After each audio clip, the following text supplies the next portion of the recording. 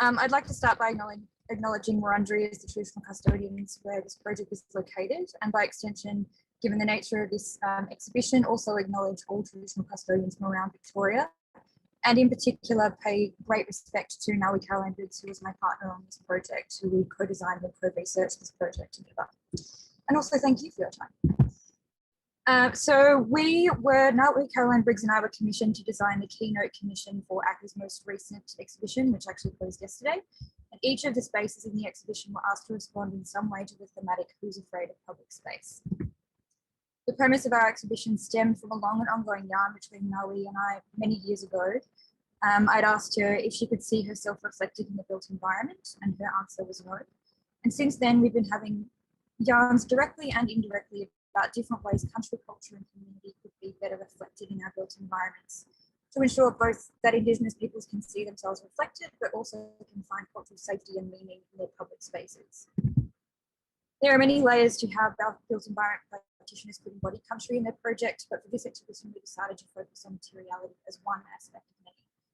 And the outcome of the research is a research-led design exhibition that asks the question, if our public spaces were made from the materials of country, what would those materials be? Our methodology was self-limited to only using processes that were available to built environment practitioners. This was pretty key to us because we wanted to challenge the architectural profession, but also get over some of those barriers that typically come up in this in terms of time frames, limits, and regulations. And we wanted this exhibition to be useful in the context of practice. The result is a typography of over 55 materials, and each of them we consider to be living beings and to be ambassadors from the culture that we live. There were several key approaches to our methodology, the first being understanding the ecology and geology of the sites.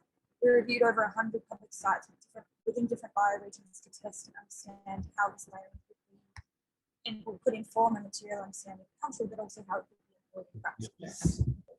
So slow down, the audio is like really bad, so I'm losing like half of it, all of your words. Oh, okay, sorry. I'll try and slow down. I'm not very good at that.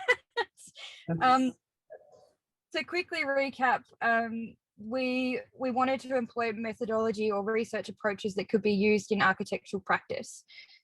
So one of those was layering the geology and the ecology and understanding the depths of a site. And if we take ACCA as an example, as a test case, we understand that it's a brackish wetland and it's on Coot Island silt and also the Melbourne Formation, which tells us that this site has been evolving over many thousands of years or millions of years in terms of its relationship with water.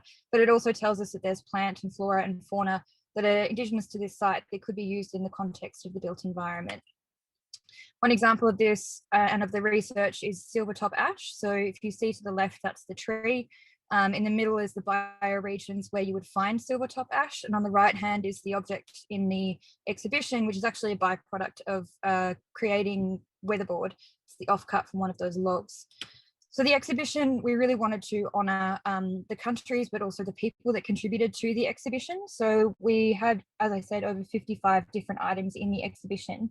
And the third layer of that research was working directly with suppliers and fabricators to understand where their materials were sourced from. And also, you know, they gave a lot of their time and expertise in asking that question of themselves in order to give us those answers so that we could include them in the exhibition.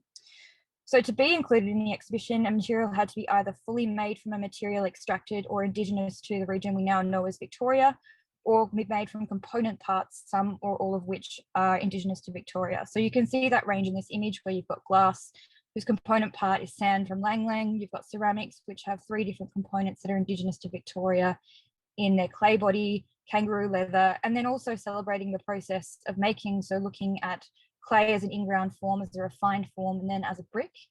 And then, of course, importantly, very importantly, water, which is a huge component of our materiality and the way we construct our environments. There are more materials in this exhibition shows, and including over 27 timbers and 13 stones. With further research, it is anticipated that you could find many, many more. And all of this comes with a disclaimer that we only had so much time to develop this. So we are showing a snapshot of what the potential material identity of country could be in this exhibition. we consider each of these materials to be in the exhibition to be ambassadors for the country that they come from. And one of the biggest differences I think that came out of this is the way that non-Indigenous and Indigenous people see materials or these objects. We see these as living, we see these as objects that are, or materials that are embodied with souls, their beings. If you think of how long it takes for a tree to grow or a stone to be formed, they have so many stories to tell, and how can architecture, carry those stories rather than just seeing them as an object applied to a building. We can, so the design and the set out of the gallery itself is fundamentally intentional. So when you first enter the space, there are key defining features. One, that it's not an oblong or a rectangular space. Sorry, it's not rectangular, but it is somehow made rectangular with the markings of the floor, with the concrete where it's scored on the floor. And in a reactive nature, we wanted to subvert this grid, which is reminiscent of a colonial reality, by remarking the space in its opposite form. And through that process, the Kulin markings that respond to nature came to life. And we'd had a big yarn about whether that was appropriate to use in this context. And Auntie Caroline said, yes, they're born from nature. So it's quite evident that they were supposed to be this way.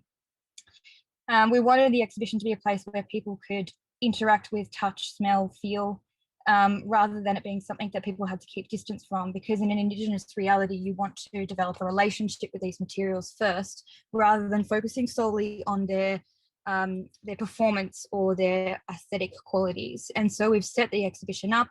There's a whole lot of seating elements, which are in the orange, and then a whole lot of elements that rise and fall to create a topography across the landscape.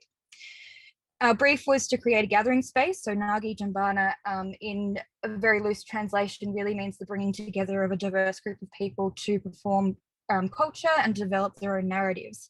And the multiple ways we were asked to do that is through performance, or discussion, or screening of a lecture, or a fashion show, an intimate yarn, or found moments. So in action, this exhibition hosted a number of yarns, but it also hosted hundreds of architecture and landscape architecture and other students coming through to develop their own understanding and relationship with these materials. The budget was fairly modest, and the actual design and fabrication process was equated to that. So it was quite simple sketches working directly with the fabricators. And really for me, on a personal level, what we wanted to do with this exhibition was challenge the way that architects thought about the materials that they used. When you're standing in the middle of the street, do you know whose country you're surrounded by? Of course, you're on the country that you're on, but are those materials actually reflected in the ones that we choose to create our built environment? And it opens up a lot of grey areas. Is it appropriate to extract all these materials from country? Is it sustainable? Are we taking more than we need? Is it appropriate to use materials from other countries? How do these materials and how does this methodology play out in the way that we practice architecture? So we hope to change people's minds, or rather not change them, but open up their minds to a different way of thinking about materiality beyond performance and aesthetic, and thinking about the cultural implications and possibilities of seeing architecture as a tool that has taken away identity from country, but has the power to give it back when working in partnership with traditional custodians. And I'll leave it there.